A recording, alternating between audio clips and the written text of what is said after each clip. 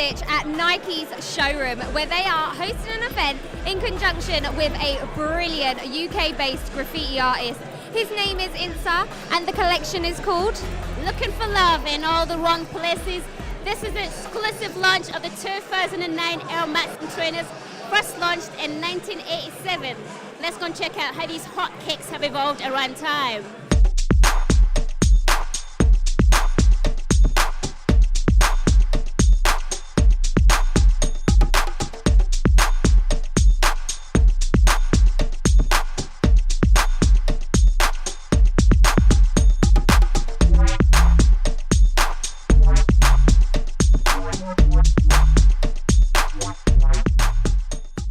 Well, we're here at the energy space. This is called the 1948 energy space, and I mean, we're a store by day, but you know, by night we just transform, and whatever we do as a brand, we're here to accommodate the brand at 1948 basically. So, and tonight especially, we're kind of launching the Air Max 1 again.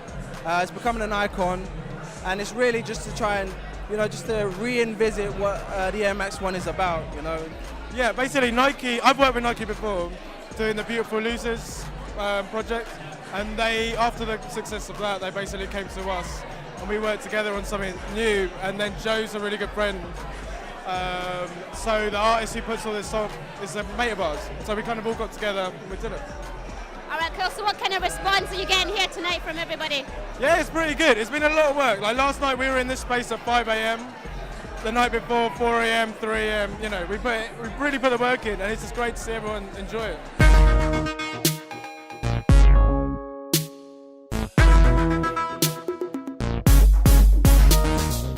Like everyone else, you know, I'm a fan of Nike. I grew up with Nike. The new concept that they got now, which is kind of like a revival of what was back then, the Air Max ones. It's weird because I actually bought a pair of those about 3 weeks ago. Not being released, I actually bought them on eBay just because I had a feeling. So it's weird that they had a parallel thought and actually thought to release them again. So, like, as you can see, this is a bit nuts. So I'm a big Insa fan. Do you know what I'm saying? Well, so what is it about his art that you like? You got to look around, man. Like, you can't hate on what's like all around. So I'm a big fan of all this stuff. The trainers, the bums over there, the hearts, the black and white. It's a good look. It's a good look. Yeah, I'm making a series of 4 short films for Nike. And basically what I'm doing is I'm, as a documentary filmmaker, coming in and following the process between the collaborators in the exhibitions that they'll be putting on in this space, which is to do with the relaunch of Nike Air Max. So what I'll be doing with each one, it's kind of adding a bit of tongue-in-cheek documentary, mixing it with a bit of fiction, and just making something interesting so people can see what goes on behind the scenes. Give us a little bit more insight into what it is that actually goes into hosting an event like this. A lot of hard work. Yeah, it's a good week and a half's production. The team were here till 5 a.m. this morning, finishing it off.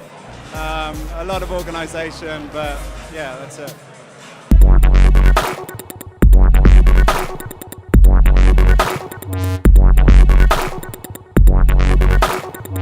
And I love the graphic, like the designer and the whole like exhibition and the way we've been producing it.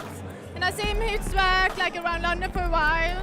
So I think it's like also exhibited really well, like here tonight. Now, this is a guy that we have met before, but can you just tell everybody what you've been doing, where you've been, what's going on? Yeah, my name's Terry Guy, and I run Secret Wars, which is like a live art battle.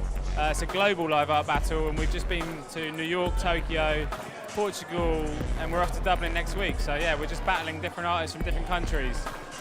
In a nutshell, it's like a black and white 90-minute one-on-one art battle where the winner wins £1,000. So it was all started in London, round the corner. So how important do you think collaboration is? This is a collaboration between Insa and Nike. Is that something you yourself would do as a designer as well? yeah, I mean, Nike had talked to me a couple of times about doing something. So yeah, I mean, boy, you know, when Nike says something, you know, it's a go. So yeah, I think it's a good look. I think Insa, you know, with the whole Nike tip, I think that's also an interesting concept because I know Nike, you know, again, they're a big streetwear brand, and you know, Insa is that. That's where it kind of comes from. You know, it stems from that. So him kind of doing the graffiti, and it's not just any graffiti. It's what I call art-directed graffiti, which is a much more interesting concept than what you just term as hip-hop graffiti. You know, which is quite an obvious thing to go for, which I think like, you know, Adidas and that kind of thing. And Insa basically looks at everything and materialism through the eyes of a 14-year-old Japanese boy, really. It's very interesting. I'm working with Insa on another feature film that I'm making at the moment, and watching the way that he's inspired and how he puts that thought process out there is such a...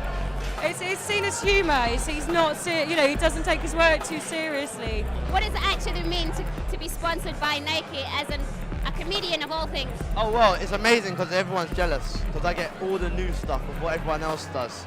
So I get to go on stage and look nice and seduce the women and bust jokes. Best job in the world. And if it doesn't work out, obviously you're on running shoes so you can get out of there quick. Exactly. So if it doesn't work out, it don't go the way I want it to go. I'm running.